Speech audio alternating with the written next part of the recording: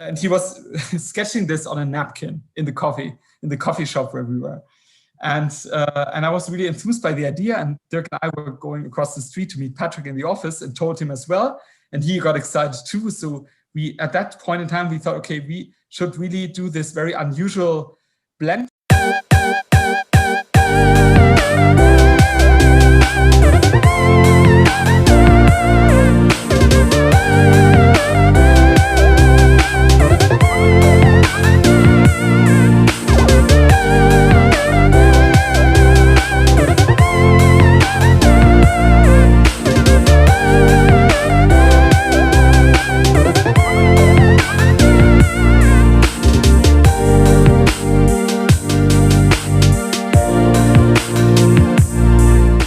Hello and welcome to this episode of the Academy of Management Review Origin Series. My name is Rich McAdock. I am a professor of management at Purdue University's Krannert School of Management and also an associate editor of AMR. And in today's episode, I'll be interviewing two of the authors of a forthcoming AMR article called A Bait and Switch Model of Corporate Social Responsibility by Patrick Haack, Dirk Martignoni, and Dennis Schoeneborn. Dennis and Patrick are with me here today. First of all, let me ask for one of you to just give a brief summary of what the article is about. What's the, kind of 1 or 2 minute elevator pitch for this article? So first of all, thanks for having us, Rich. It's an honor to be in your channel. So in terms of elevator pitch, well, I guess the key question of the paper is, what is the best way to facilitate substantive adoption of CSR? So how can we make sure that CSR is implemented in the core activities and processes of an organization so that it becomes an enduring and taken for granted element of that organization?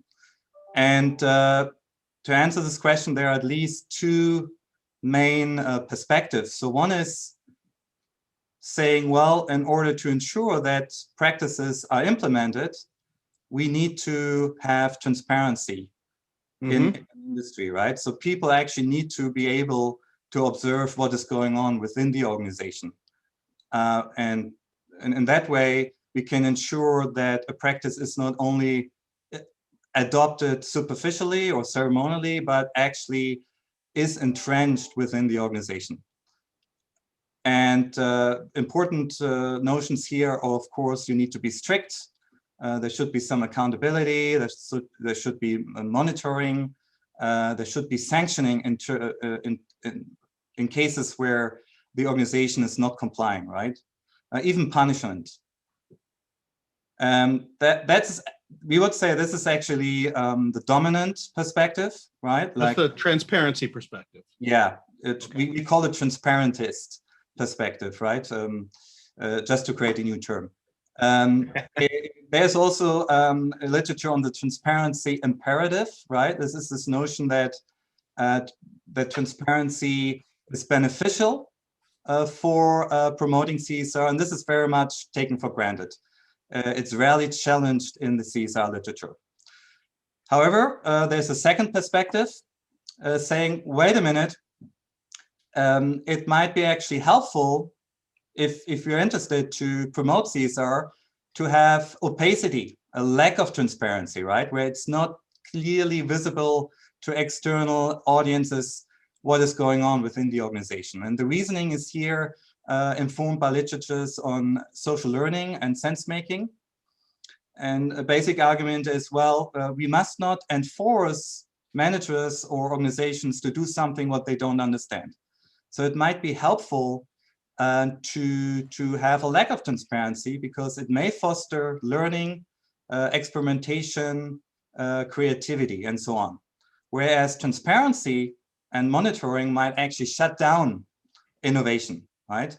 So we have those two literatures, the transparentist and the opacitist perspective. And we show in the paper, well, basically both perspectives are valid, even though they come to very different conclusions. They are valid if we apply a dynamic perspective, where we would assume that transparency over time can change into opacity and vice versa. So here we have the assumption that evaluation regimes, so the degree to which the degree of implementation is visible to external observers, can change over time. And we do this with the help of a formal model.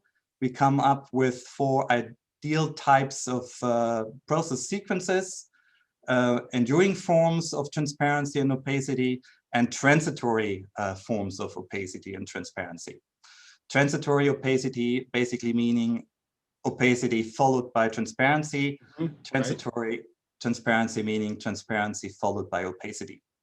And with the help of the model, we show, well, all 4 process sequences can be optimal in terms of maximizing the number of substantive adoption. It just matters when they are optimal. So there are certain boundary conditions for which a given sequence is optimal. And interestingly, we find that for conditions that are quite realistic and relevant to the context of CSR, the process sequence of transitory opacity can be optimal, namely for the condition where for the conditions where abandonment of practice when it is substantively adopted is quite difficult, and for the condition where immediate substantive adoption is also very difficult. And we argue in the paper, well, this is very much the case in the context of CSR. It's very difficult to move right away to a deep implementation, and it's also very difficult to move away from a once substantively adopted practice, because otherwise you would be penalized publicly, and it would pose a threat to your legitimacy. That makes sense. So first of all, let me just say I enjoyed reading the paper, and the part about the opacity perspective reminded me of 2 pieces from the literature from long ago. One is Alfie Kahn's HBR article, Why Incentive Systems Cannot Work. So, you know, that kind of seemed to have a similar flavor, the opacity argument, to what Kahn was arguing. And also similarly, especially with regard to your point about stifling innovation, since innovation is less measurable, reminded me of the work of Holmstrom and Milgram in their 1991 Journal of Law, Economics, and Organization article called Multitask Principal Agent Analyses. So I think you've kind of captured part of their argument as well in representing the opacity perspective. So because they argue that in some sense incentive, both of them, you know, Kahn and Holmstrom and Milgram, for their own reasons, different reasons, argue that incentives can be too strong in some way. You know, and I guess that's similar to the arguing that that transparency you can be too transparent in some sense. So that just was something that occurred to me as I was reading the paper. Let me just follow up a little bit about the logic underlying the paper, because, you know, I'm a formal modeler myself, so I kind of tend to gravitate to these things and want to dig in, perhaps more than my audience will want me to, but I'll do it anyway. So a couple of questions I had. So first of all, you've got this very provocative title, a bait and switch model of corporate social responsibility, right? So bait and switch is you know, a term that's used in sales, where a salesperson closes a deal in a deceptive way by promising one thing and then getting behaving in a way that increases the buyer's commitment to doing the transaction, and then actually delivering something different than was promised. So there's an unethical flavor to the term bait and switch, right? It's deceptive, and so it gives your title a bit of a provocative flavor to it. So one question I had here was, who exactly is doing the baiting and the switching in your logic? So obviously the firm itself is kind of the buyer in the bait and switch scenario, but who's the salesperson who's doing the bait and switch? Yes, maybe I can say a few words about this. We are aware that usually the notion of bait and switch has quite a negative connotation, but we actually mean it rather positively here in this context, since we are talking here about a practice that is in principle desirable, of course, that firms move towards the direction of adopting CSR practices substantively. So and we believe the implications of the paper are partly not so much only for the firm itself, but also for those who try to nudge organizations or firms to move towards CSR adoption. For example, for NGOs who try to push the CSR agenda, or for regulators. So, but it would be the advice for them to grant the firms some leeway in the beginning of a CSR adoption process, and to, in that sense, it sets lower the bar to enter these kind of practices through a regime of opacity where the firms can experiment, learn, innovate, as Patrick just described, and then over time, at some point, switch the demands towards a stronger push towards transparency, because with the switch, later in this process, and switch towards an increased demands for transparency, then would create a situation where some of the ceremonial adopters over time switched also towards substantive adoption. So in that sense, kind of the bait and switch mechanism, as you might know it in marketing, but in a very different meaning here in the CSR context. I don't know, Patrick, if you want to add to it. Your argument there, what you're saying in effect is the ends justify the means in some sense. We can use deceptive ends to do this because deceptive means to accomplish this because it's the end is a good end in some sense. Yeah, Patrick. I'm not sure. Patrick, you disagree? I'm not sure deception is involved here, yes. Because, in a sense, the salesperson could be different people, right? I mean, we talk in the paper about exogenous versus endogenous switches. Yes, I noticed that. One salesperson could be the regulator, right?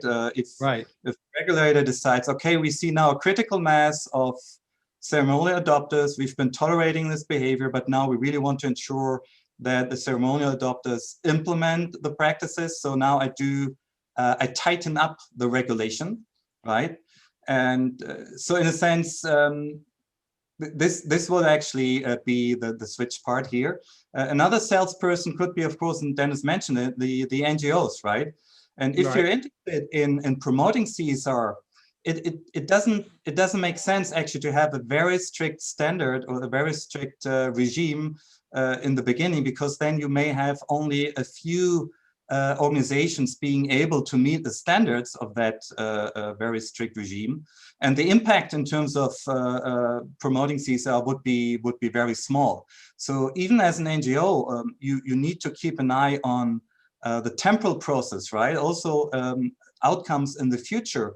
And as an NGO, you may have an interest actually to tolerate in the beginning some ceremonial behavior, some symbolic behavior, because you may be able then to attract a huge number of organizations who are still experimenting, but nevertheless, after the tightening and the hardening of requirements, some of them at least, may then change from ceremonial to substantive adoption, which increases your net impact in terms of promoting CSR.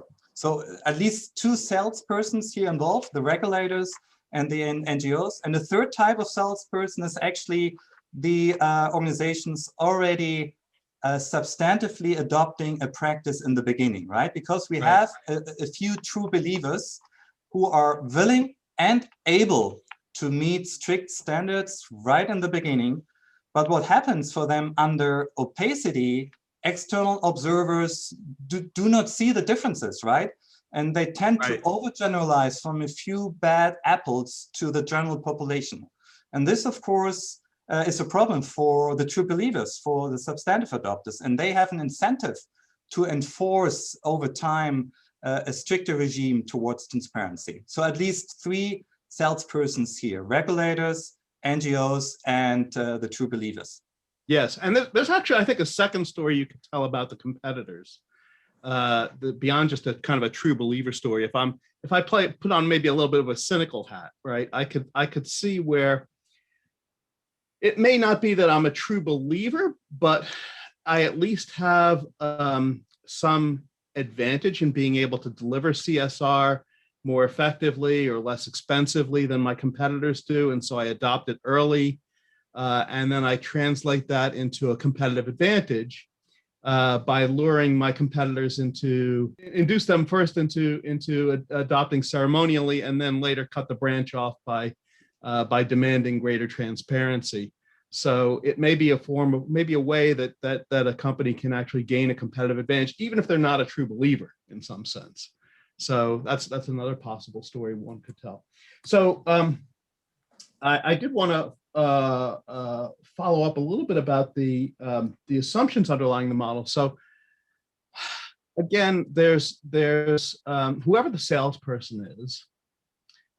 If I there's a saying, forewarned is forearmed, right? So if I know in advance what's coming, I can be better prepared for it and protected against it, right? So if I know that somebody is going to bait and switch me, that may enable me to prepare for it in advance and maybe avoid the bait and switch, right? So, but that assumes a certain level of rationality. The kind of mathematical model that you use in this paper does not assume that kind of rationality. Is that correct? Where my adoption behavior today is taking into account, what I think may happen tomorrow in terms of transitions? It's not in the model, and you raise a fascinating point here. And I think indeed we see companies who are quite advanced in terms of CSR, who do not communicate actively about their CSR commitments because they are afraid being pulled into something that they cannot control eventually, right? Which is some sort of reversed decoupling, right? Meaning, well, actually, a company is already doing pretty okay in terms of implementation, but nevertheless, the company is very careful in communicating about it, which is quite the opposite of the traditional concept of decoupling. Coming back to your question, it's not in the model. It's, as you know, it's a very parsimonious model. We try to make just a few assumptions. Later on in the robustness checks, of course, we add and vary and play around a little bit with the assumptions, but you're right, we cannot, I think we cannot, and we didn't want to reflect the full complexity of the world out there. Sure, no, of course. So one has to draw boundaries somewhere and keep things parsimonious. So, but let me just ask you to maybe speculate on what might be an extension of this paper if you were to allow firms' adoption behaviors to be done in a more rational, forward-looking, proactive, prospective way, rather than just in a reactive way. How do you think the results might differ in an extension like that? Yes, now it's a bit tricky for us also to answer because our simulation crack in the team, Dirk Martignoni, is not around.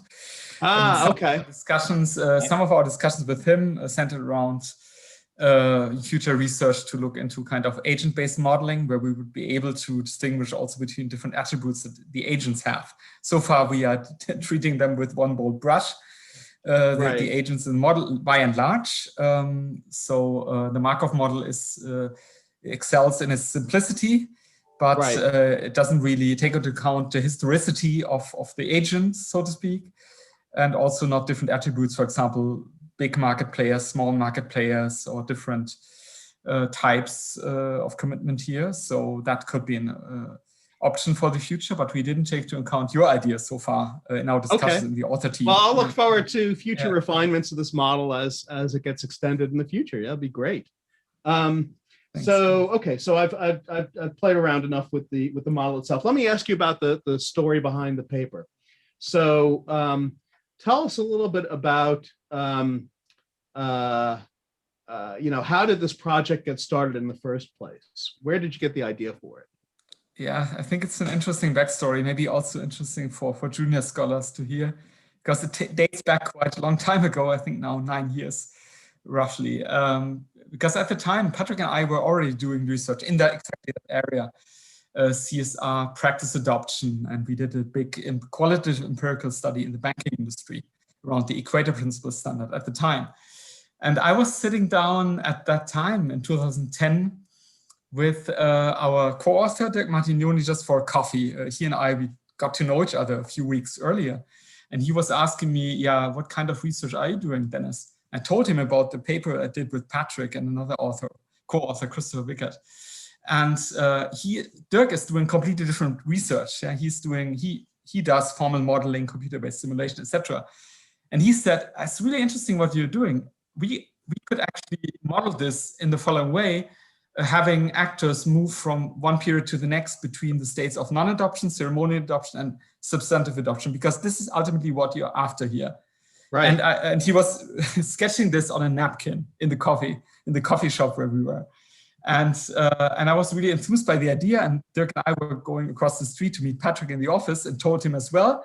And he got excited too. So at that point in time, we thought, okay, we should really do this very unusual blend here, because we were coming more from the qualitative corner of research here in the area of CSR and institutional theory.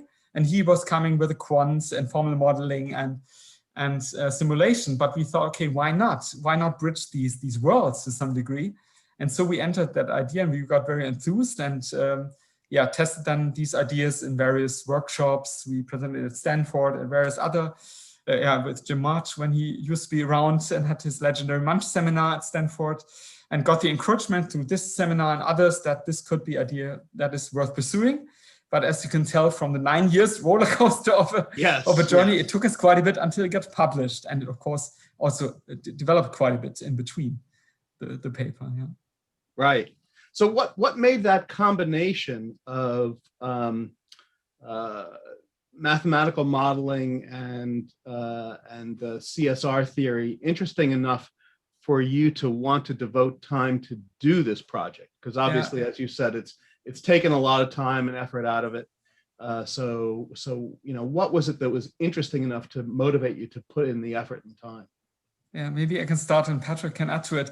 I think one issue we struggled with before meeting Dirk and before entering this formal modeling idea was that in our empirical research on the banking industry and the adoption of CSR in the field was that we were doing interview-based studies, and we analyzed press releases, documents, etc. about CSR adoption. And because we wanted to study the adoption of CSR in a field or industry. And we want to look at the breadth of CSR adoption in the industry. But by studying the breadth, we had difficulties to study the depth at the same time, because we could only, in terms of time and resources, etc., we could only speak with a limited number of organizations and couldn't study them in depth either. Yeah? Naturally, but with this formal modeling, we were able to model dynamics that combine the level of implementation within firms with the level of dynamics on the field level. So kind of the field level and the organizational level. And with this contribute to theory development in that area, how we were not able to study the dynamics. Yeah. Or it would need a multi-site ethnography, I would say, to study this empirically, to really capture it on the field level and the organizational depth level at the same time. So in that sense, it gave us an instrument to at least foster theory development in an area where it's informed through some qualitative research, but we couldn't fully study it in that way yet. Yeah, so that made it very attractive for us. Yeah. Patrick, how about you? Was it the same motivations? I think Dennis summarized it very well. I mean, it is indeed almost impossible to study the degree of implementation in many organizations at the industry level, right? There are some rough proxies, and people are doing it more and more, and this is great work. But we felt like, okay, the model approach, the formal modeling approach, can really add something to the CSR literature. And what we like, and what I like about the paper, is that we integrate, in a sense, different epistemologies, right? Different ways of generating knowledge. So we when we ground the assumptions, or when we motivate our formal modeling assumptions, we actually draw on a large set of case studies and qualitative work, right? Right. So this model is grounded in previous qualitative research, and it highlights, our paper highlights, in my view, that a good quantitative or good simulation formal modeling work always relies on good qualitative work, right? So in a sense, the dichotomy we often see in discourses between quant and qual, in a sense, is probably overstretched. For interesting research, I believe it requires both. And I think here in the paper, we were able, I hope at least, we were able to create an interesting integration. That's great. So what, okay, so you mentioned a little bit about presenting the ideas at various workshops and getting feedback on it. So tell us a little bit about how did the project develop from that original idea on the napkin at the coffee shop to the initial manuscript that you submitted? What was the process that led from, you know, by which the idea developed? How did the idea change? How did it get formed? How did feedback influence it through that process and by the time you submitted the manuscript? I can start, and then Dennis may want to add. So as Dennis mentioned, it was a roller coaster. We started with a draft and we presented it at conferences, and then we submitted the paper to an empirical journal. I won't say the name, it's a top journal in our field, a journal open to formal modeling approaches. And well, we got rejected in the first round. And the comments were constructive, they were helpful. We then moved to a second journal, again, a top journal in our field.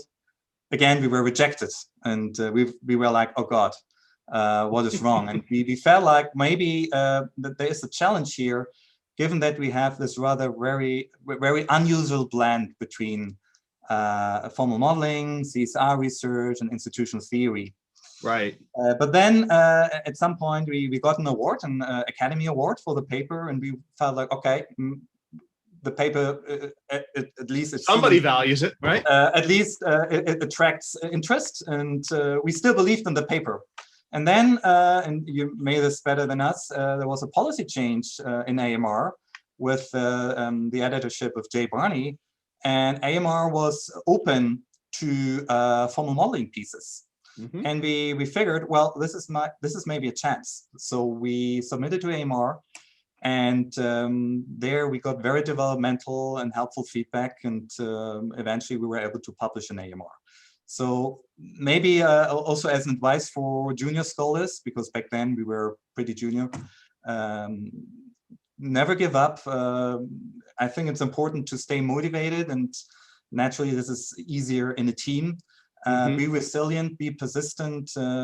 If it's not working out in one journal, there might be another journal where the fit is better, and that was the case for us with AMR. Right, and I can imagine that if you've got a set of reviewers who come at this from different disciplinary or methodological perspectives, that they could try to be pulling you in opposite directions. I had a friend who once said, you know, when two dogs fight over a bone, the bone loses. And was that your experience with those first two journals, that you had reviewers pulling you in opposite directions in some sense? Yes, a little bit, but also I think at the time our paper was not fully ready at that stage, and we got tough feedback. But importantly, we learned from each of these rounds, and we took these feedbacks, even if you got rejected, of course, fully to heart before moving on to a next journal, and this proved very valuable.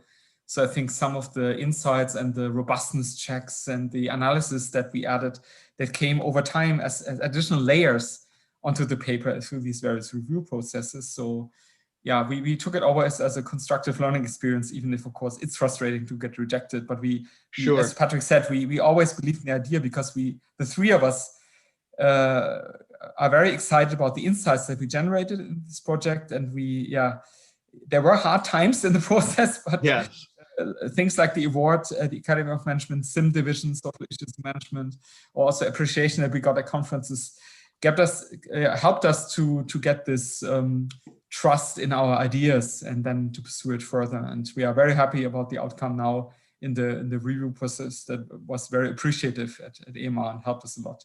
Great. Even bring it to publication in the end.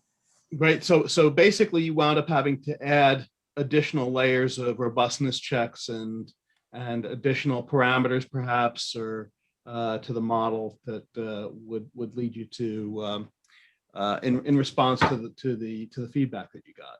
Yeah, exactly. And that's also maybe a learning for junior scholars. I mean, in between our paper at AMR had, I think, 45 pages of 55, 60 in between, because we had to add so much appendices and extra analysis to in our dialogue with the handling editor and the reviewers.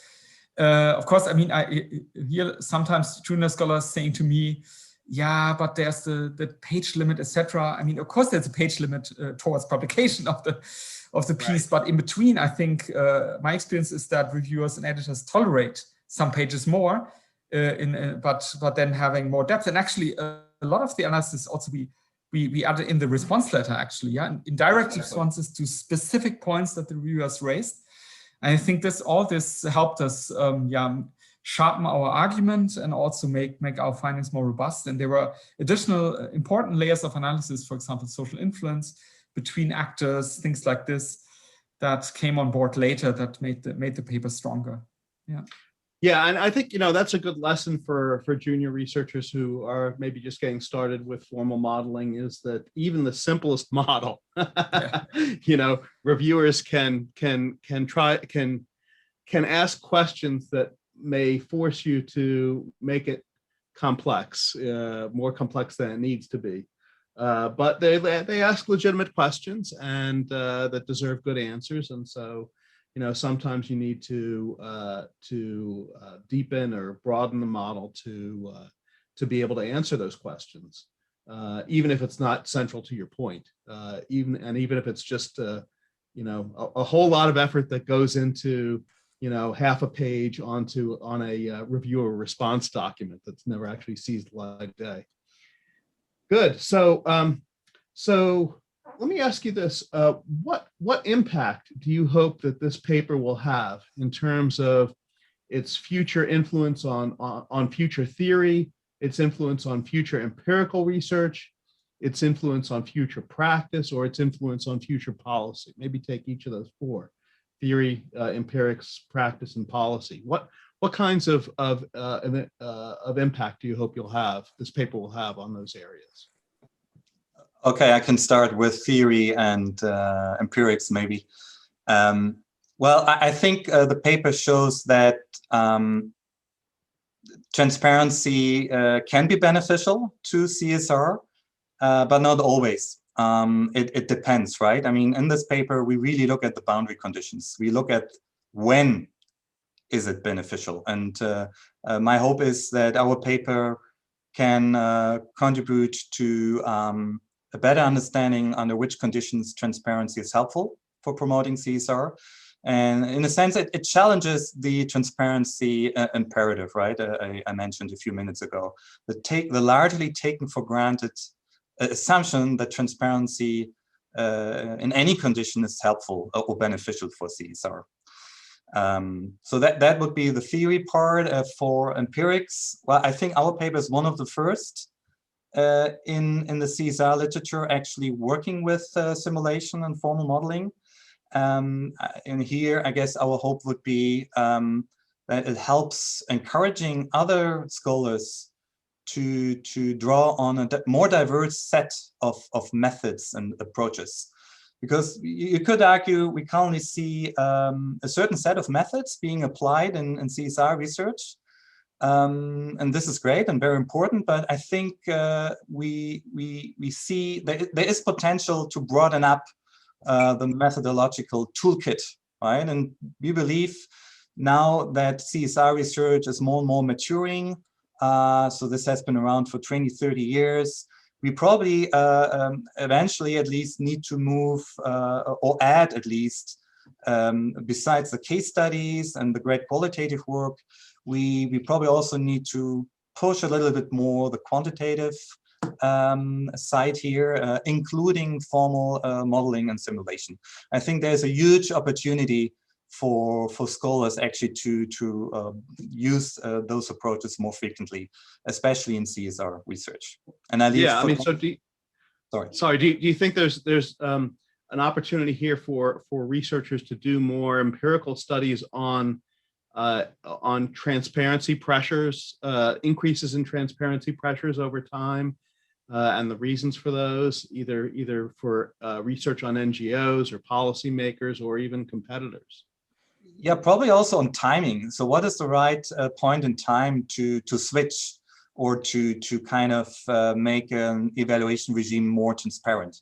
Because we kind of do not address directly the question of timing in the paper. And I think the timing aspect, that would be an important or potentially fruitful avenue for future research. Okay. How about practice or policy? Are there any implications you hope this paper will have on the actual practice of CSR or of policymakers or of NGOs or whoever, or policies? What do you think?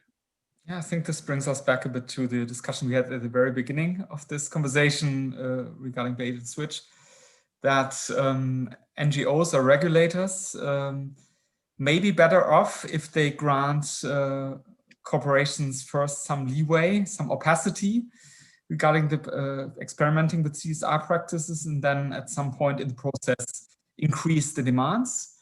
Because as Patrick said, at some point, it's better to have a process where many firms come on board and enter in these dialogue processes to then move towards substantive adoption eventually, even if they started more in a ceremonial adoption style or haven't achieved their own CSR aspirations yet at that stage. Yeah, instead of implementing a very hard, strict CSR regime or transparency regime, where only very few corporations would come on board and enter that process. I think this is not only an implication for NGOs or activists or regulators, but also maybe for CSR managers, some research calls those managers internal activists that want to push and sell these issues also internally in firms. Because I think they can, in their negotiations with NGOs and regulators, they can, appeal to an understanding that these processes take time, that CSR is usually an organizational learning process, and that in the beginning of the process, to not kill it off too early, it is important to cut them some slack here and to give them some leeway for action in the beginning and not have too high opacity demands, transparency demands to begin with, so that these learning processes and sense-making processes actually can take place in the firms, and that these issues and voices can enter the conversations in the firm as well over time. Right.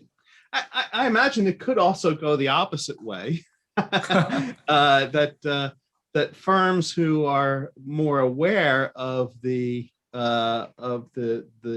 possibility of a transparency shift, of a bait and switch, may therefore avoid getting baited in the first place, and may resist adopting even ceremonially in order to avoid being switched later. Who knows? Yeah, so that's at least a risk to consider. That's a risk, yeah. And I see this a bit beyond our paper now, but I see two trends at the same time in the area of CSR. There's on the one hand, a lot of bold aspirational talk by firms regarding their CSR and sustainability ambitions that can be seen as decoupled at the moment or greenwashed because they are not achieving those ambitions yet, but they project it to be happening in 2030 or 2050 or whatever. So in that sense, they are so at some point after the current CEO retires. yeah, exactly. But our assumption is that, and this is also in line with some research beyond our paper, that these aspirations that are voiced create some pressure that the firms can be held accountable for these promises at some point. So many of these firms enter a pathway towards learning and towards substantive CSR implementation. But I see also the opposite trend, as Patrick described it, as you, Rich, described it, that firms become overly cautious, to enter the whole debates on CSR in the first place. And there's good research on the notions of strategic silence or green hushing, that you rather stay silent about what you are doing in terms of CSR sustainability because you don't want to raise the expectation level as too high. Yeah, that's an excellent point, right? So that could be influenced by this paper. Yes, absolutely. So let me ask you this: do you think that there's an audience for this paper beyond audiences who are interested in CSR, beyond CSR researchers? If so, what do you think might be so if I'm a management researcher who really is not that into CSR or doesn't particularly care about it, is there some reason why I would be interested in the paper?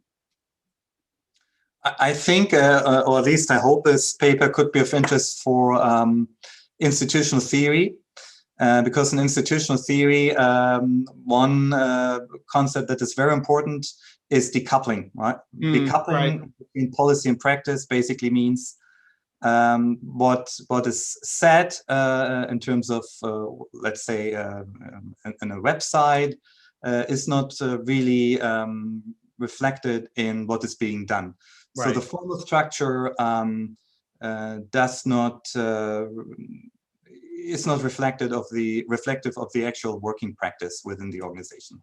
And decoupling, what we show is that decoupling, however, can be very helpful for institutional change, because decoupling allows companies to ceremonially adopt and to join a CSR practice.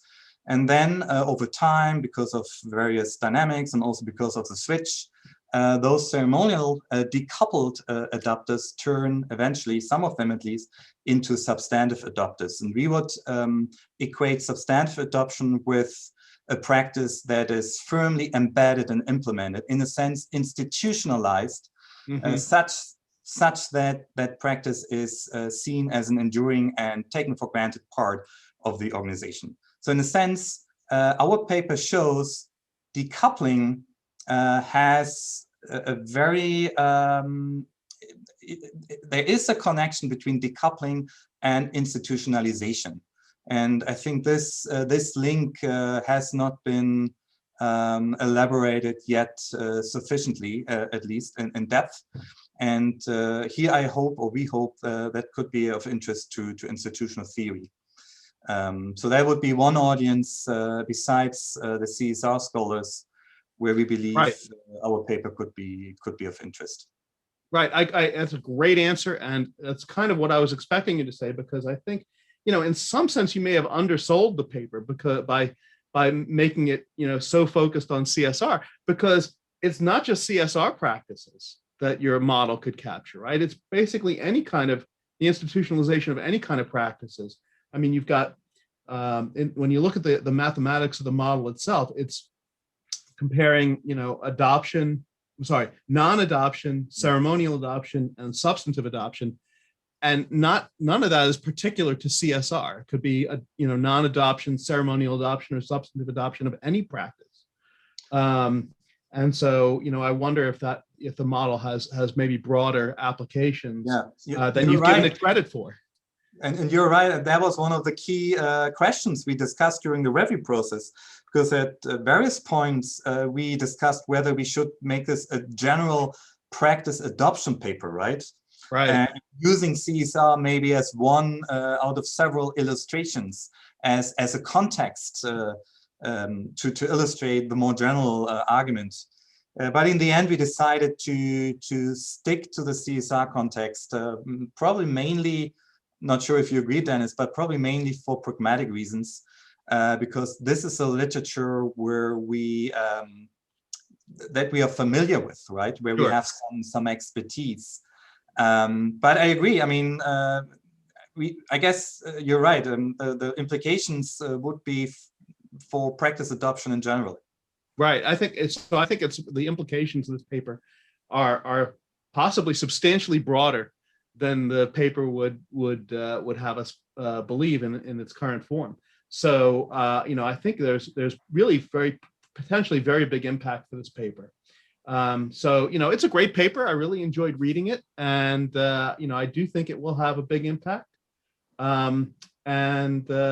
Appreciate you two gentlemen joining me today to discuss it and to give us a little bit of the flavor of the paper itself and its logic and the history behind it.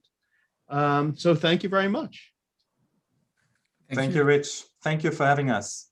Oh, my pleasure. My pleasure. Absolutely.